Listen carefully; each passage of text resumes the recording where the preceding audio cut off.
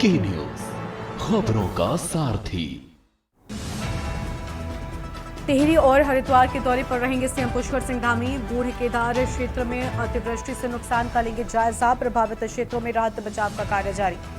देहरादून में 4 अगस्त को जुटेंगे देश की नामचीन हस्तियां। उत्तराखंड के विकास पर होगा मंथन।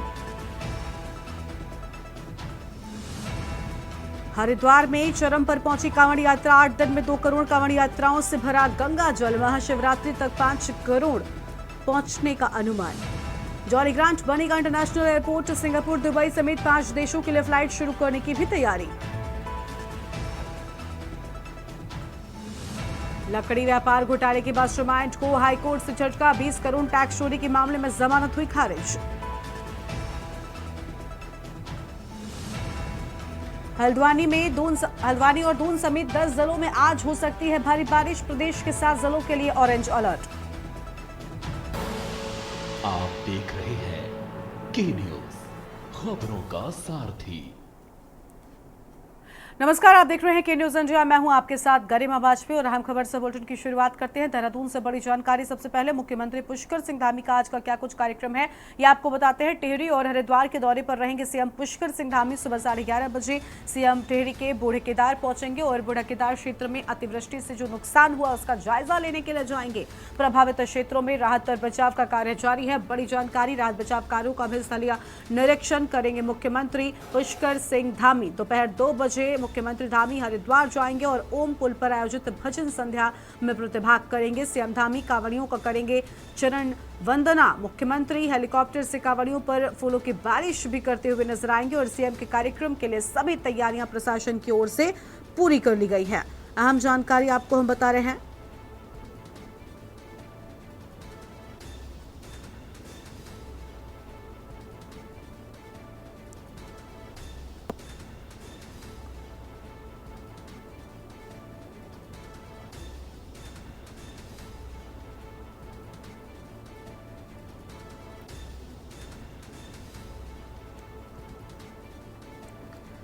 तो ये बड़ी जानकारी आपको हम बता दें। मुख्यमंत्री हेलीकॉप्टर से कांवड़ियों पर फूलों की बारिश करते हुए नजर आएंगे।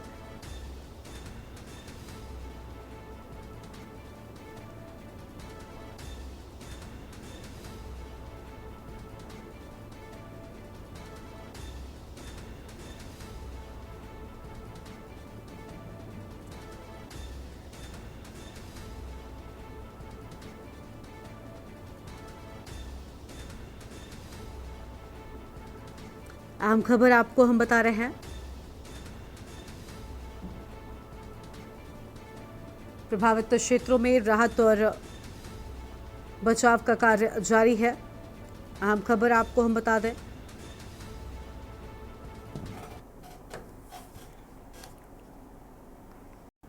और सावन महीने के दूसरे सोमवार को शिव भक्तों की भारी भीड़ देखने को मिली थी और आपको बता दें कि भीड़ ज्यादा हो गई थी, जिसके चलते हरिद्वार दिल्ली नेशनल हाईवे शिव भक्ति के से सराबोर नजर आया है। शिव भक्त पूरी तरीके से इस रूट पर चलते नजर आए। सावन के दूसरे सोमवार को शिव भक्तों के बीच उत्साह का माहौल भी देखने को मिला था और शिव भक्त शिवालयों में जलाभिषेक करने के लिए भक्तों की भीड़ उमड़ी थी। हरिद्वार से कांवड़ में गंगा जल भरकर अपने गंतव्यों की ओर कूच करने का शिव भक्तों का सिलसिला पूरे के पूरे सावन महीने जारी रहेगा। अभी तक की बात कर ले तो 1.5 करोड़ से अधिक शिव भक्त गंगा जल लेकर अपने गंतव्य की ओर लौट रहे हैं और नाग कांवड़ियों के जत्थे भी हाईवे पर दौड़ने लगे हैं।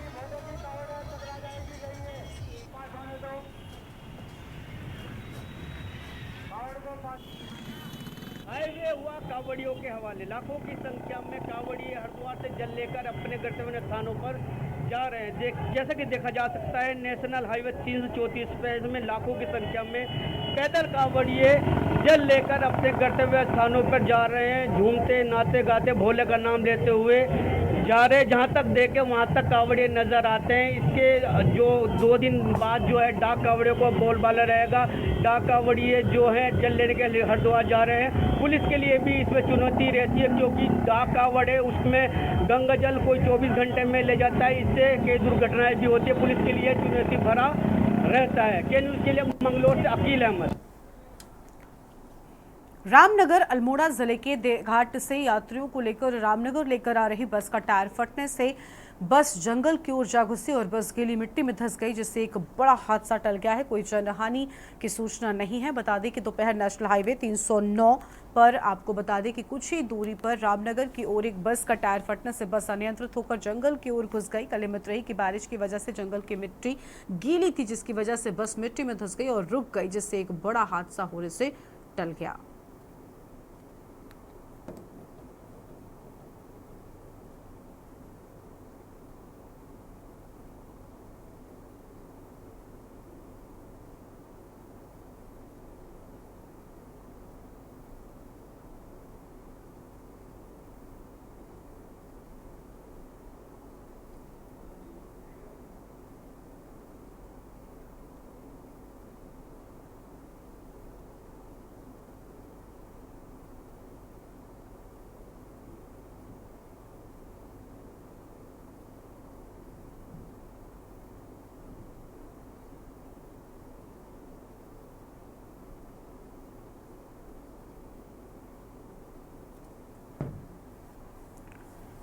भाजपा मुख्यालय देहरादून में राज्य के शहरी विकास मंत्री प्रेमचंद अग्रवाल ने प्रेस वार्ता की और इस दौरान उन्होंने कहा कि कांग्रेस की केदार बचाओ यात्रा राजनीतिक उद्देश्य से निकाली जा रही है और इसके जरिए वो केदारनाथ धाम को लेकर भ्रम फैलाने का काम कर रहे हैं।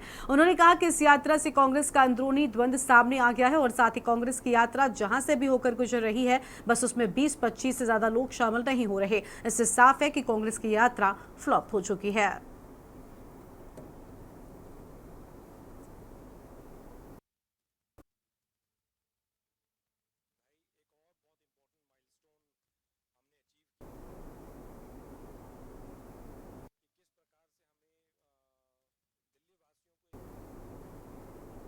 कि कांग्रेस की जो ये यात्रा ये शुरू की है हरिद्वार से, ये पूरी तरह से फ्लॉप यात्रा है और माननीय मुख्यमंत्री जी ने बहुत ठीक कहा, इनको प्रायश्चित यात्रा निकालनी चाहिए थी।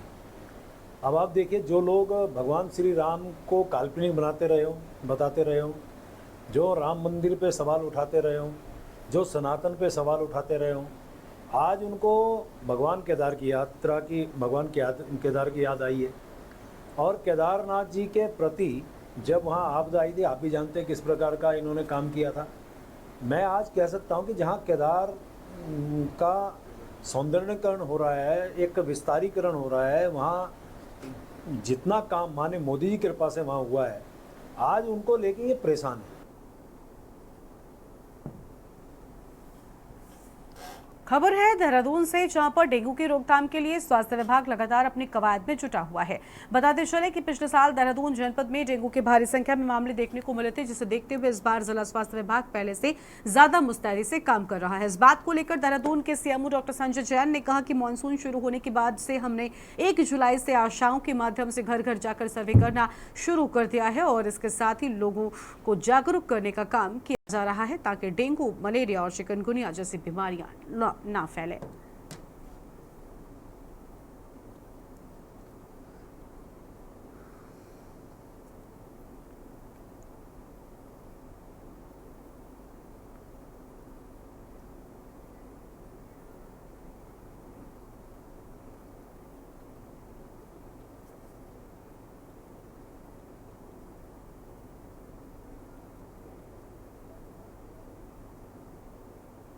जैसा कि आप लोगों को मालूम है कि मानसून सीजन देहरादून में शुरू हो चुका है, तो इसके लिए हमने 1 जुलाई से ही आशाओं के द्वारा घर घर सर्वे कराना शुरू कर दिया। 591 आशाएं इसमें हमारे द्वारा तैनात की गई हैं, जो लोगों को घर घर जाके जागरूक भी कर रही हैं और जहाँ कहीं घरों में लार्वा मिल रहा है उसको नष्ट भी कर रही हैं। तो करीब 1 जुलाई से अभी तक करीब हमने 2.5 लाख से ज़्यादा घरों में आशाओं के माध्यम से सर्वे करा लिया है और उसमें करीब 1800 कंटेनर्स में हम लोगों को लार्वा मिला है, जिसमें नगर निगम के सहयोग से भी हमने लार्विसाइडल एक्टिविटी की है और आशाओं के माध्यम से भी उस पानी को फेंक के लार्वा को नष्ट किया गया। मॉनसून की भारी बारिश ने देवभूमि उत्तराखंड में आम जनजीवन को बुरी तरह से अस्त व्यस्त कर दिया है और पूरे प्रदेश में हो रही प्रलय की इस बारिश ने राज्य को काफी नुकसान भी पहुंचाया है। और भारी बारिश की वजह से एक ओर जहां राज्य की 250 से ज्यादा सड़कें प्रभावित चल रही हैं, तो वहीं दूसरी ओर टिहरी के घनसाली में देर रात आपको बता दें कि घर में सो रही मां और बेटे की भूस्खलन में मलबे में दबकर मौत हो गई है। वहीं भूस्खलन की चपेट में आने से तिनगढ़ गांव को प्रशासन ने खाली करा दिया है। ये रिपोर्ट देखिए।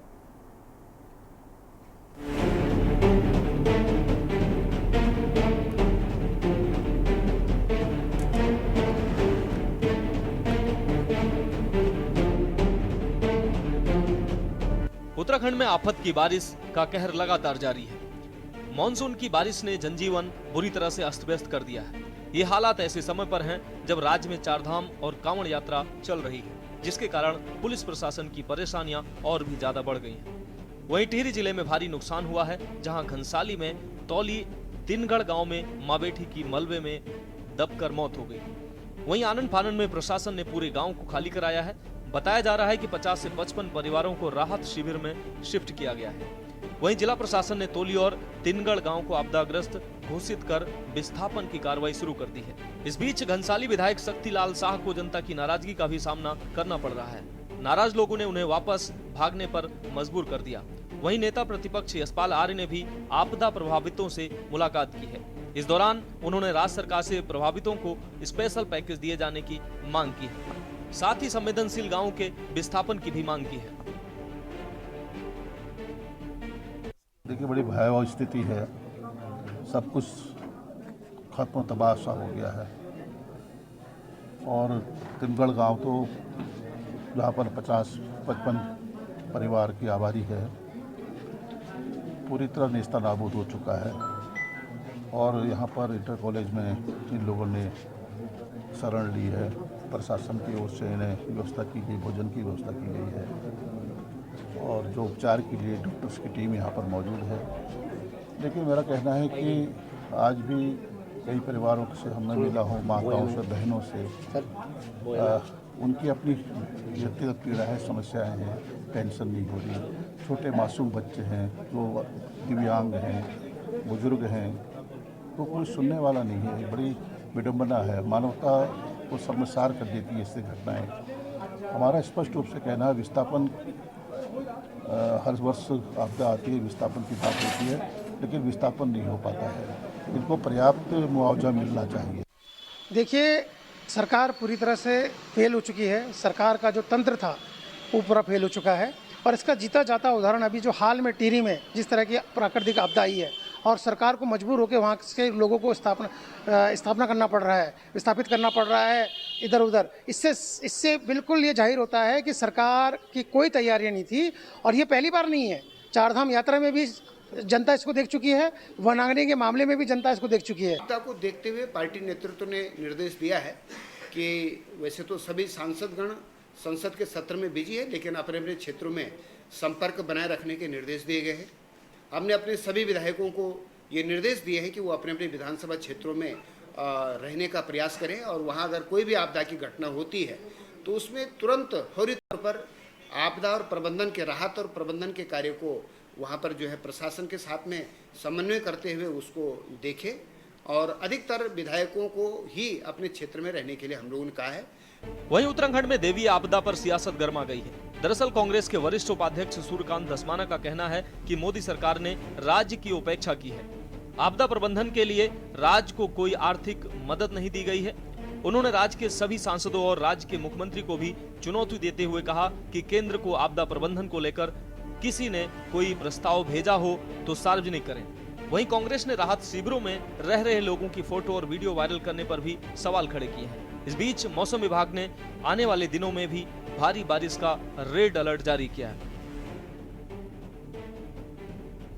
आज अगर बात कर लें 29 तारीख आपकी जुलाई की हो गई तो 3 दिन अभी हमारे जुलाई का और है, 3 से 4 दिन जो है, तो इसमें जो है देखेंगे 29, 30, 31 ये 3 दिन अगर बात कर लें जुलाई में और फिर 1 तारीख अगस्त में, तो उसमें भी बारिश जो है ये 3 से 4 दिन में भी अच्छी है। अगर पीक देखें तो इसमें जो है 30 और 31 को रहने वाला है, तो 30 और 31 को ज़्यादा एक्टिविटी है।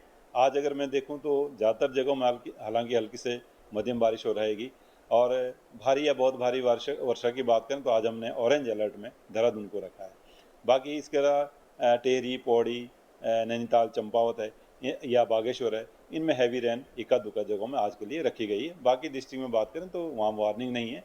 हाँ, ये कि जो मॉडरेट रेन्स है या इंटेंस स्पेल है 2-3 सेंटीमीटर 4 सेंटीमीटर तक की विद इन आवर मिलना, इस तरह का वो चीज़ें इक्का दुक्का जरूर देखने को मिलेंगी। जाके देखिए ना दावा, आप सैया चले जाइए ना, जिसका बच्चा मरा है मासूम, ये दावे कर रहे हैं। देहरादून जनपद है और देहरादून सैया हाईवे में जिस प्रकार से रास्ता रुका और उसके कारण एक बच्चे की मौत हो गई, जिस प्रकार से चमोली जनपद में तमाम जगहों पर लगातार पिछले 20 दिनों से पूरे रास्ते बंद हैं।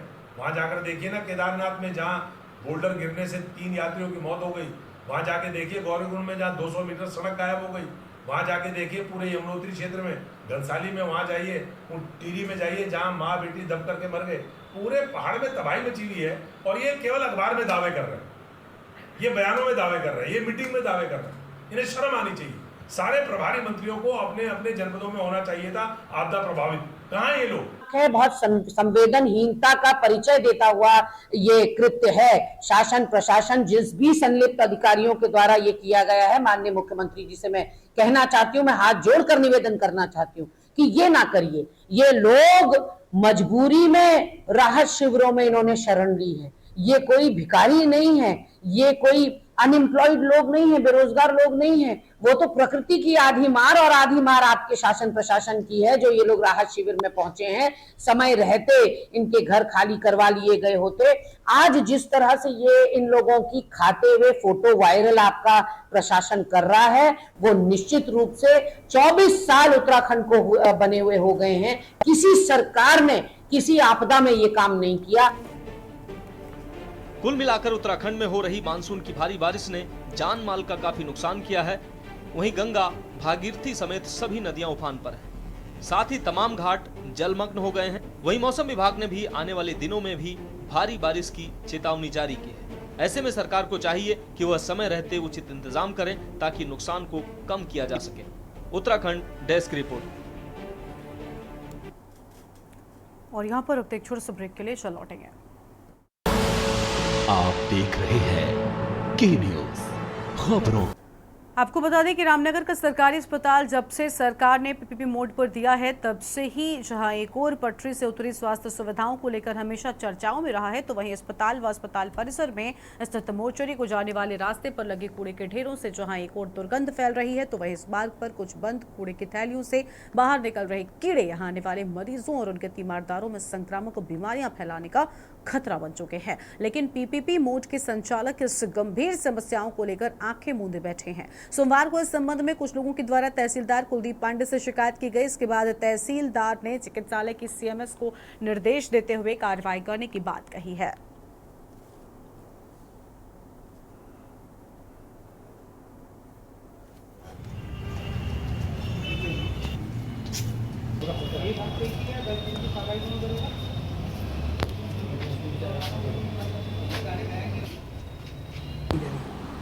अभी निरीक्षण करके देखा कि गंदगी थी, जगह जगह पत्तियों के ढेर थैलों में बंद करके रखे गए थे और कूड़ा जो है प्रॉपर जो बायोमेडिकल वेस्ट के लिए है वो प्रॉपर समय समय पे नहीं जा रहा था, तो कमरों में बंद करके रखा गया था। तो इनको अभी पीपीपी मोड के मैनेजर को भी साथ में लिया था, राउंड करा था, तो उन्हें लिखित में दिया जा रहा है कि वो तुरंत तत्काल उसे हटाएं और साफ़ सफाई व्यवस्था को दुरुस्त करें। हल्द्वानी में अल्पसंख्यक आयोग के उपाध्यक्ष मजहर नईम नवाब ने सर्किट हाउस में जिले के सभी विभागों के अधिकारियों से केंद्र व राज्य सरकार की संचालित योजनाओं की समीक्षा बैठक की और इस दौरान शिक्षा के अधिकार अधिनियम के तहत प्राइवेट स्कूलों के द्वारा दाखिले को लेकर मिले शिकायत पर शिक्षा विभाग को जांच करने के निर्देश दिए। इस दौरान मजहर नईम नवाब ने कहा कि केंद्र व राज्य सरकार लोगों के लिए जन कल्याणकारी योजनाएं चला रही है, लेकिन आपको बता दें कि अभी भी आम जनता तक नहीं पहुंच पा रहा है। लिहाजा उन्होंने अधिकारियों को निर्देशित किया है कि योजनाओं का प्रचार प्रसार और वास्तविक पत्र को लाभ दिए जाने के लिए हर संभव प्रयास करें।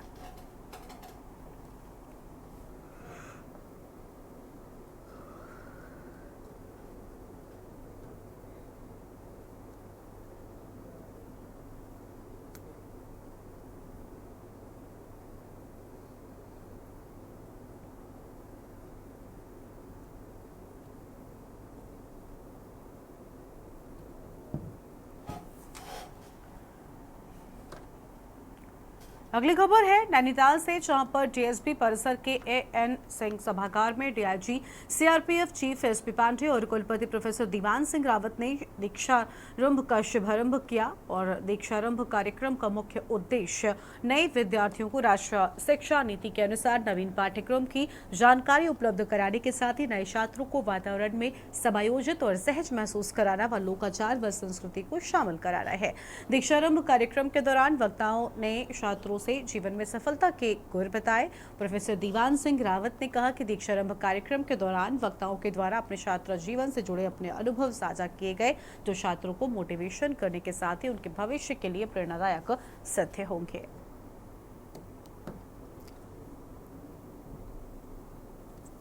में जब भी एकेडमिक सेशन शुरू होता है उसमें इंडक्शन प्रोग्राम हम शुरू करते हैं, जिसमें बच्चों को कॉलेज के बारे में, यूनिवर्सिटी के बारे में बताया जाता है एंड उनको ये मोटिवेट किया जाता है कि उनको यूनिवर्सिटी में आके क्या क्या चीज़ें और हो सकती हैं जो आप 10+2 में नहीं करते थे, एंड जो रूल्स रेगुलेशन है उनके बारे में बच्चों को बताया जाता है, सो दैट उनको बाद में कोई ऐसी प्रॉब्लम ना आए। रैगिंग की मीन्सेस के क्या डिसएडवांटेज हैं, ड्रग्स के बारे में उनको बताया जाता है, कोर्स करिकुलम कैसा रहेगा, तो ये सब चीज़ें, कैरियर के बारे में सब चीज़ें इस प्रोग्राम के तहत हम बच्चों को बताते हैं।